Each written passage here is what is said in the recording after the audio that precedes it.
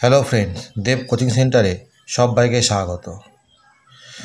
আজ দশম শ্রেণীর জীবন মুখোপাধ্যায় লেখা ইতিহাস বইয়ের তৃতীয় অধ্যায়ের বড় প্রশ্ন তুলে আলোচনা করব। দেখো, আজকের প্রশ্ন, ফরাজি আন্দোলন সম্পর্কে একটি প্রবন্ধ রচনা করো। এর উত্তর লিখবে, বাংলায় কৃষক আন্দোলনের ইতিহাসে যে সকল বিদ্রোহ গুরুত্বপূর্ণ স্থান দখল করেছিল তাদের মধ্যে অন্যতম হল ফরাজি আন্দোলন। 1818 খ্রিস্টাব্দে থেকে 1906 খ্রিস্টাব্দ পর্যন্ত এই আন্দোলন চলেছিল।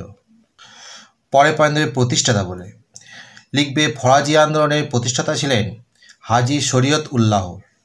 1781 খ্রিস্টাব্দে বাংলাদেশের অন্তর্গত ফরিদপুর জেলার বাহাদুরপুর গ্রামে তিনি জন্মগ্রহণ করেন। কোরআন ও ইসলামী ধর্মতত্ত্ব সম্পর্কে শিক্ষালাভ করার উদ্দেশ্যে তিনি মক্কায় যান এবং সেখানে ওয়াহাবি আদর্শের সঙ্গে পরিচিত হন।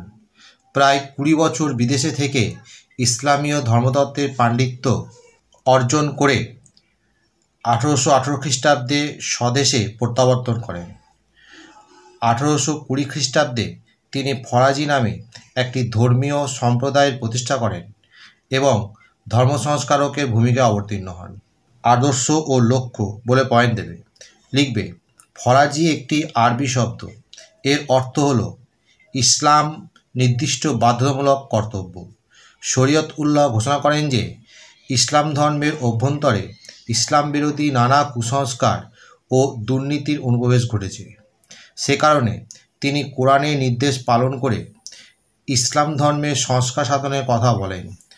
ধর্মীয় আন্দোলন হিসাবে শুরু হলেও অচিরেই এই আন্দোলন রাজনৈতিক রূপ পরিগ্রহ করে।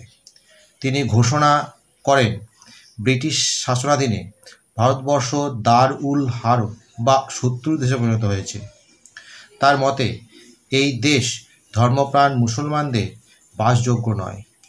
শুদ্ধ ইসলামিক রাজ্য প্রতিষ্ঠার উদ্দেশ্যে তিনি সকলকে আহ্বান জানান।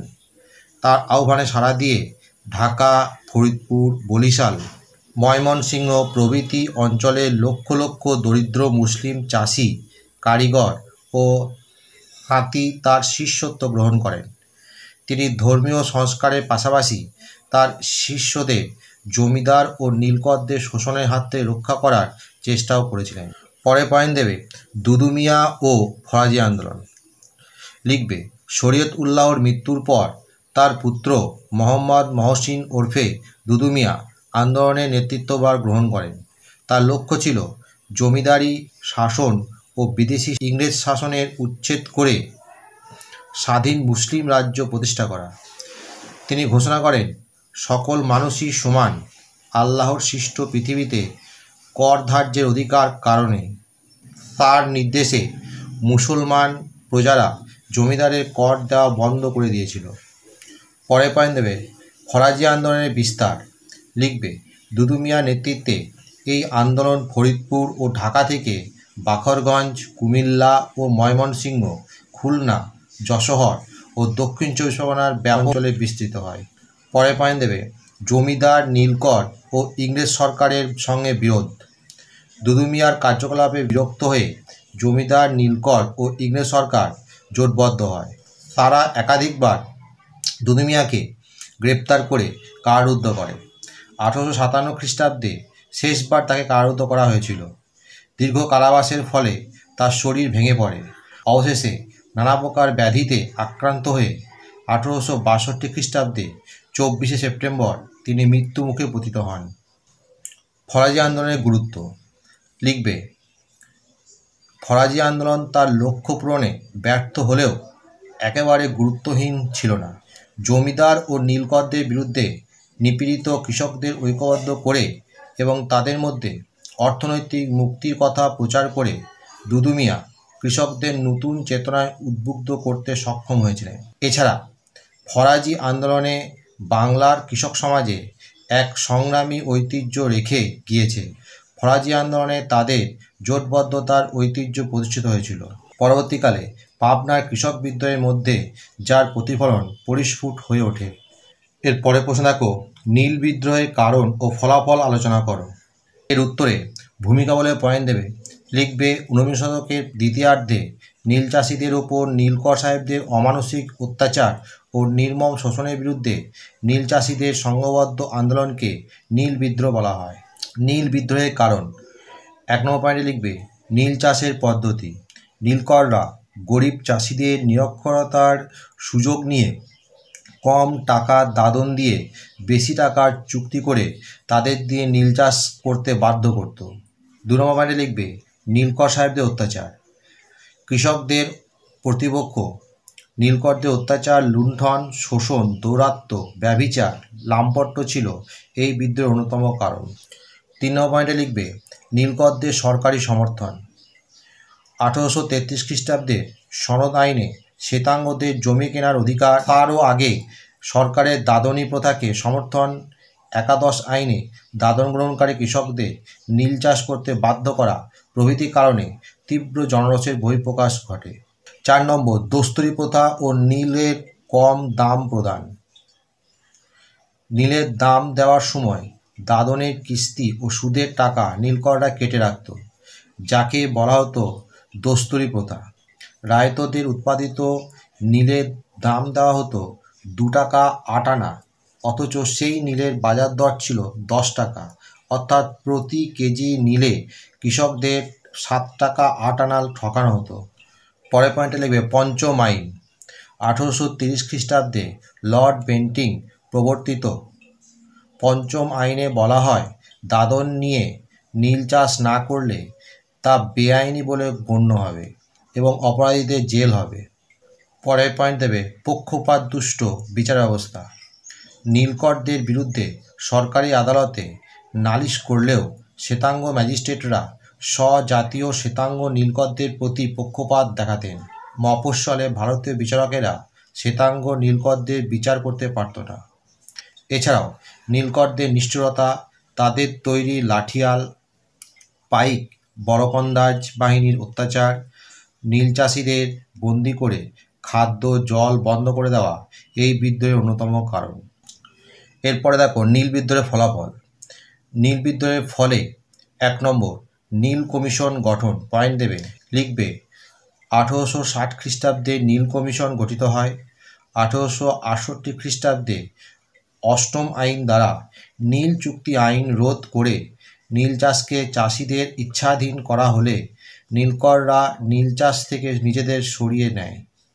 কৃষকদের জয় প্রতিষ্ঠা হয়, বাঙালি জাতির মনোবল বৃদ্ধি পায়, পরোক্ষভাবে জাতীয় চেতনার উন্মেষ ঘটায়।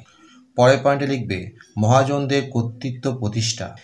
ব্লেয়ার কিং তার ব্লু মিউটিনি গ্রন্থে দেখান যে নীলকর সাহেবদের পতনের ফলে নিম্নবঙ্গের দ্বারা সুদখোর মহাজনদের হাতে চলে যায়।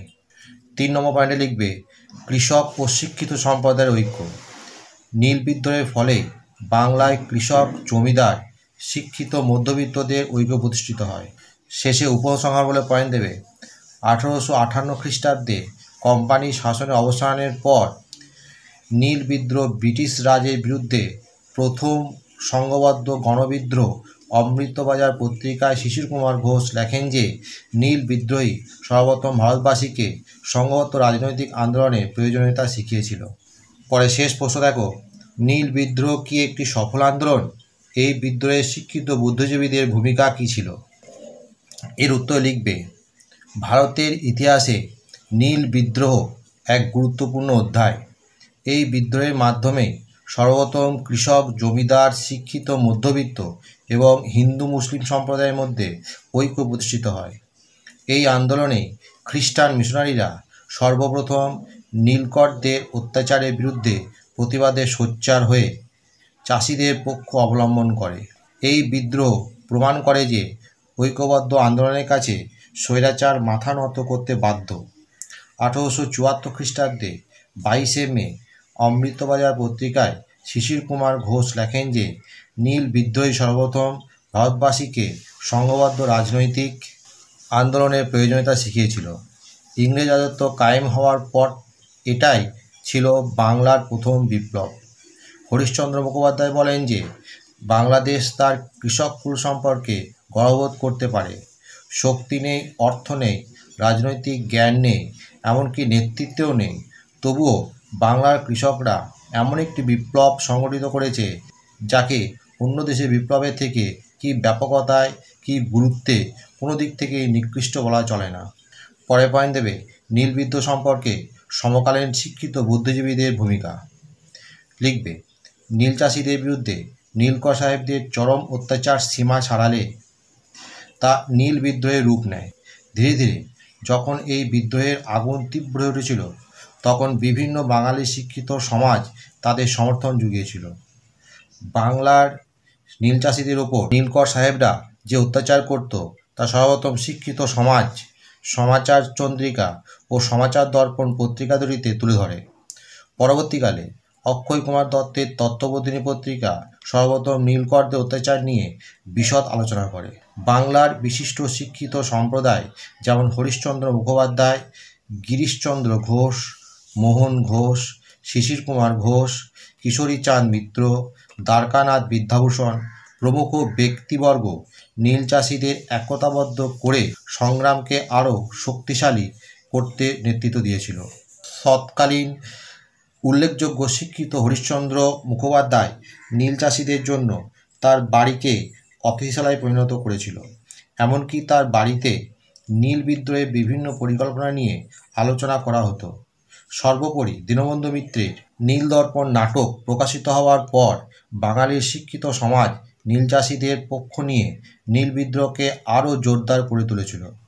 নীল বিদ্রোহের সময়ে বিভিন্ন শিক্ষিত সম্প্রদায় নীল বিদ্রোহকে আরও চূড়ান্ত রূপ দেওয়ার জন্য নিজেদেরকে এই বিদ্রোহের সঙ্গে কোনো না কোনোভাবে জড়িত করে তুলেছিল। কথা বলা উচিত হবে যে এই সকল শিক্ষিত সম্প্রদায় এর জন্য নীল বিদ্রোহ খুব সহজে সমাজের সকল স্তরের মানুষের মধ্যে ছড়িয়ে পড়েছিল। বন্ধুরা, এখানেই শেষ করছি। পরবর্তী ভিডিওতে আবার দেখা হবে। ভিডিওটি ভালো লাগলে অবশ্যই লাইক, কমেন্ট, শেয়ার করবে।